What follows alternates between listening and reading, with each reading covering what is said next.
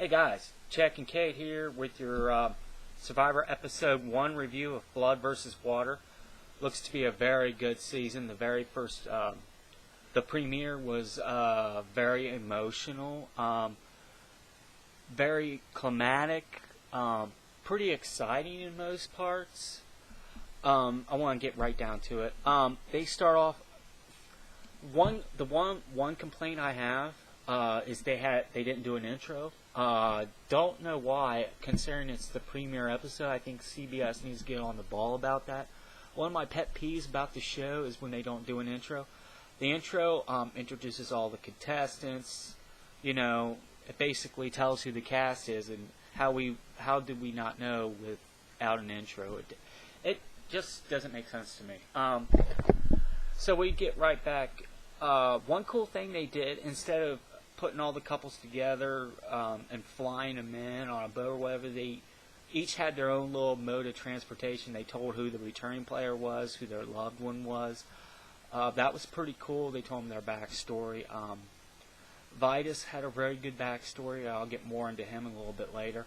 So that was cool. They explained the loved ones.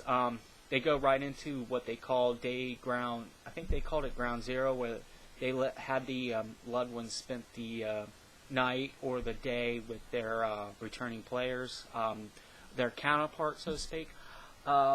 So that was that. But then the next day, Jeff Probst and splits them apart into two separate tribes: the returning players versus the loved ones. Some of them did not look happy. Colton being one. I'll get into Colton a little bit later. So they split them up. Can't pronounce the tribe names, but basically it's the returning players versus the loved ones. My thoughts on a couple of characters. Brad Culpepper is hilarious, and I'm Team Culpepper, as you know, because I was a big fan of Monica's. Back when she was in One World, she got my fan favorite vote. She sent me a autographed T-shirt and a pic. That's all. If you're on my Facebook friends, it's on my it's in my albums. But I'm Team Culpepper. I think Brad will do well because he's an NFL star. I think he's rubbing some people the wrong way, and the whole thing where he was doing the math, and they have a 5-man alliance with Caleb, Hayden, Vitus, Brad, and whoever the other guy was. John, Candace's husband. But the first... I forgot. Remember back in Tocantins when they first impression vote out? They did that this season. The people that got vote out was Laura, Rupert's wife, because of Rupert's reputation. Love Rupert. And Candace from the returning players. My thoughts on Candace are she's not my favorite. I think she got voted out because of her reputation of being flip-floppy and being very disloyal, which to this day I still don't know why she was picked as a hero in Heroes versus Villains. But she's not my least favorite player. I mean, she is a competitor and all that. She's not my favorite, but not my least favorite. So, those two are sent to Redemption Island, so we think, but Jeff throws in the twist where the loved one, or the returning player can step in, or the loved one can step in for their counterpart. Rupert does this for his wife, which a lot of people are saying, oh, what a dumbass move, blah, blah, blah, but I think it's very noble. As we all know, Rupert has played... This is his 4th time playing, and he had such a love for his wife that he stepped in for her. He wanted to give her a shot, you know, and yeah, that's very noble. And to me, it's a class act. And that's another. I posted on Facebook status couple last night. That's another reason to be a fan of Rupert's. John was going to step in for his wife, but they had a huddle, and Candace is staying in. So now, as Redemption Island goes, it's Candace versus Rupert. We will find out who the third person is entering the duel later. We go into camps. Like I went into Brad. They didn't really show much of Hayden, I don't. Besides a couple confessionals, we all know he's a Big Brother winner. Jonathan Pinner said it best on a podcast. He's a threat because anybody that wins Big Brother, which is a very nasty cutthroat game, this past season was awfully disgusting.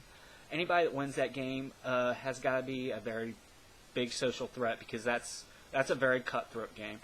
And Hayden's also athletic. He's part of that 5-man alliance. Let's see. Vitus. Sorry, Eris, if I. They talk. Brad Culpepper talks to him, and they really get into Vitus's background of when he was a heroin addict, was arrested in jail. Goes into how he cleaned his life up. I respect Vitus even more than. I think that's the most awesome role model anybody can have. I'm even rooting for Vitus almost as much as his brother. Really admire the guy, and I hope he goes far too after watching that segment. You know, anybody that cleans their life up after all that and decides to make better of themselves deserves respect, in my opinion. Let's see, we go into the first immunity challenge. Basically, what happens is it's a rowboat challenge. The returning players were awful in the first leg. Jervis, I love Jervis, but he slowed him down tremendously. Even Eris said, was carrying him, said, "Let's go Aquaman," which was kind of funny. Eris is a Redskins fan too, apparently. He voted Jervis as the first impression vote. The newbies rocked on the rowboat challenge. But when it came to puzzles, it was the mother-daughter matchups. It was Katie, Sierra, and who else? Caleb was doing the puzzle for the newbies, and it was Laura, Monica, and Tina doing the puzzle for the returning players, and the returning players blew the puzzle out of the water. So the mothers schooled their daughters, as Jeff Probst put it, in the puzzle challenge. Puzzle part of it, and so the returning players won immunity. Jervis kind of brags about it, and this nips Marissa, his niece, kind of in the butt. I think so. The newbies go to tribal council. Oh, another thing about the water challenge, rowboat challenge. Colton does not change at all. He threatens Kat with the paddle. I was shaking my head. And a little bit more about Colton, they show the preview next week. And apparently he's bullying people on his own tribe. So, you know, in the back of my mind, I was like, he's not going to change. And apparently I was right. He should not have screamed at Kat like that. It was practically in her face. If I was Kat, I would have whacked him with the paddle. But then you'd get thrown off Survivor. But, you know. But Colton's still a punk. You know, it seems like he's doing a punk move again. So, but basically, the newbies go to tribal council. Marissa gets voted out. So she's the third member of Redemption Island. Shows some Redemption Island footage. Prior to that, Rupert is basically not wasting his energy at all, which I think is smart. Candace is doing all the food shopping. She goes assassin on a coconut. So basically, Rupert's laying around. His confessional is, the previous seasons I wasted my energy and I lost. Pretty smart move by Rupert. So now it's Marissa, Candace, and Rupert at Redemption Island now. So preview next week. I told you it's the Colton Bully show, which I'm not looking forward to because anybody that knows me is I'm not a fan of Colton at all after One World, and so we'll see. That's it in a nutshell. Drop me a line on Twitter, Chad Kincaid 1.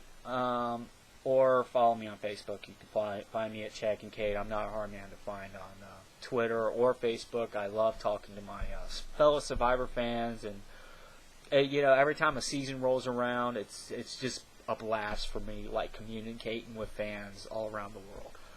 So I love you guys. Peace, love, chicken grease. Peace.